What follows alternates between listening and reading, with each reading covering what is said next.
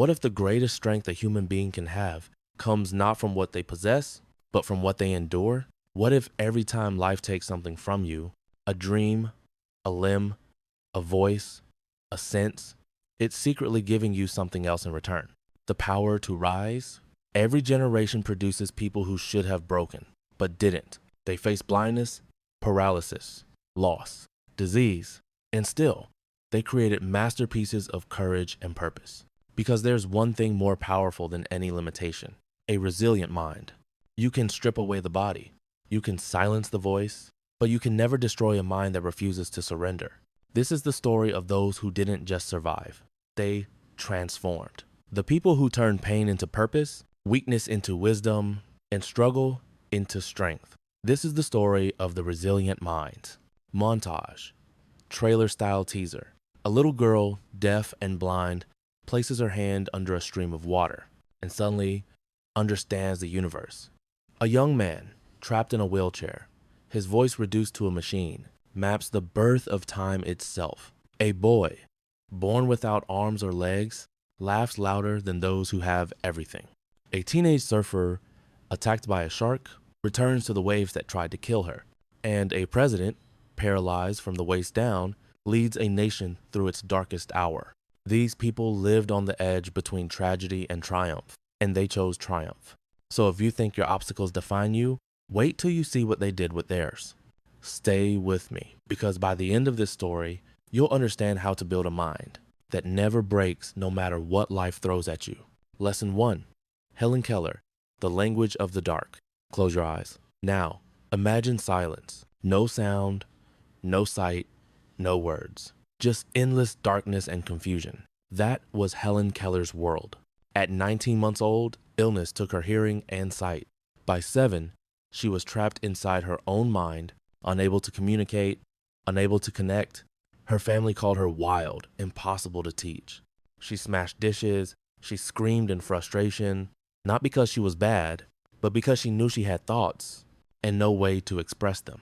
Then came Anne Sullivan. One day, Anne placed Helen's hand under running water. With her other hand, she spelled W8.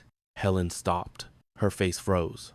For the first time, she realized that the signs in her hand had meaning. The cold liquid on her skin had a name. In that moment, darkness cracked open and light flooded in, not through her eyes, but through her mind. Helen went on to graduate from college, write 12 books, and inspire millions across the world. She once said, "The only thing worse than being blind is having sight but no vision." Open loop hash on. Helen's story hides a secret, a neurological truth, about how resilient minds rewire themselves in moments of despair. We'll return to that. Lesson 2. Stephen Hawking, The Mind Without Limits. At 21, Stephen Hawking was told he had ALS. His muscles would fail one by one. He was given 2 years to live. Most people would have stopped there, but Hawking didn't. Confined to a wheelchair, he dove into the universe. He explored the origins of black holes, the birth of time, and the mechanics of existence itself. His voice, digital, robotic, became a symphony of human intelligence. He couldn't move his fingers, but he could move galaxies with his mind. And when asked what kept him going, he said, "However difficult life may seem, there is always something you can do and succeed at." Open loop hash 2.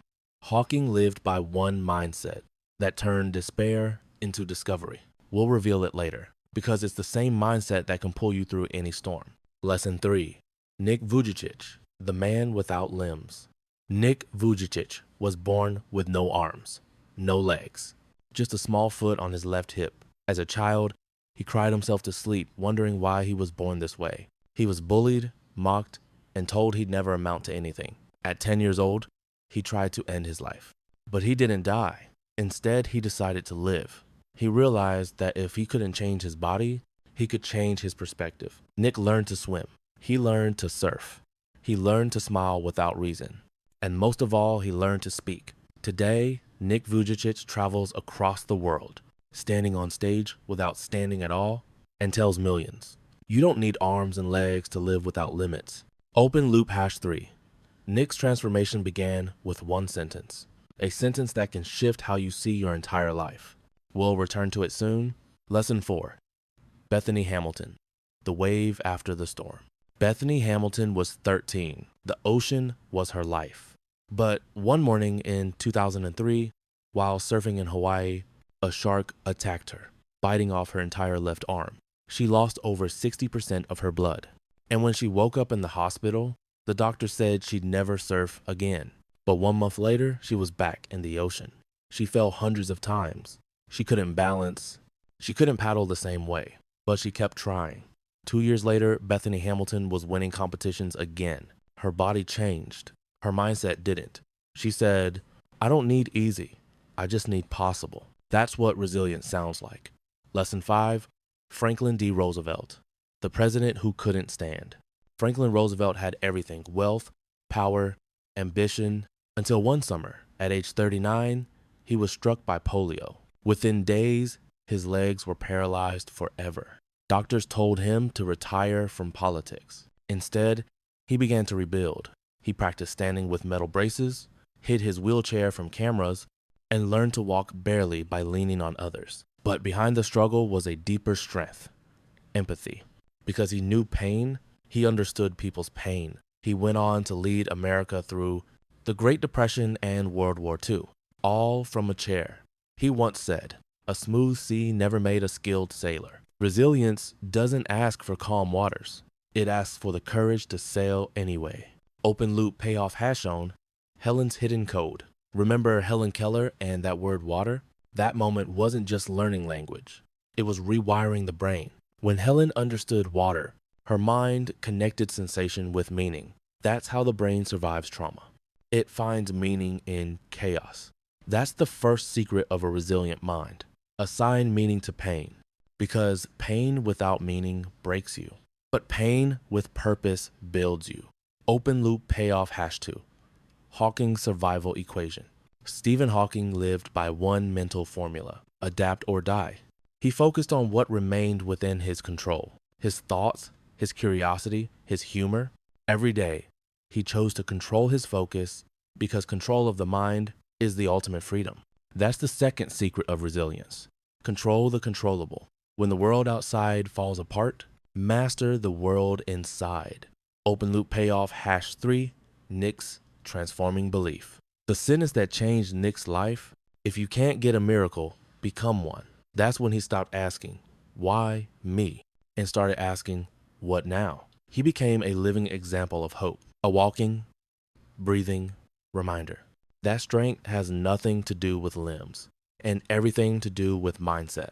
That's the third secret. Be the miracle you're waiting for. Final payoff, core message: Helen Keller, Stephen Hawking, Nick Vujicic, Bethany Hamilton, Franklin D. Roosevelt. 5 souls, 5 battles, 1 truth. Resilience is not built in comfort. It's born in chaos. It's the decision to turn every "why me" into "watch me." The resilient mind doesn't avoid pain.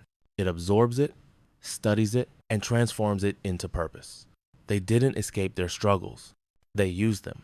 And that's what makes the human spirit divine.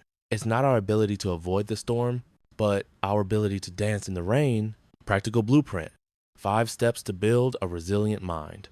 Reframe the story. Every time something breaks, ask, "How can I use this?" instead of "Why me?" Focus on what remains. You always have something left: time, skills, thoughts, hope. Build from there. Detach from outcomes. Don't wait for the perfect result. Focus on the process. Growth itself is victory. Serve beyond yourself. When you lift others, you rise above your pain. Purpose makes suffering bearable. Train the mind. Gratitude, reflection, discipline. Every day, choose one hard thing and finish it. That's how resilience grows. Emotional closing. You will be tested. You will lose things you thought you couldn't live without. You will face nights that feel endless. But remember this: the mind that survives is not the one that avoids the fire. It's the one that learns to burn brighter within it. Helen couldn't see light, so she became light. Hawking couldn't move, so he moved the stars. Nick couldn't walk, so he helped millions stand tall. Bethany lost an arm and gained the ocean back. Roosevelt couldn't stand, so he lifted a nation. Maybe your story isn't broken. Maybe it's just beginning. When everything falls apart, don't whisper, "Why me?" Stand in the ruins and declare, "Try me." Because resilience isn't about what you lose. It's about what you find within yourself when there's nothing left to hold. This is the Resilient Minds, a reminder that your struggle isn't your weakness. It's your superpower. And when the world counts you out, smile, because that's exactly when your legend begins.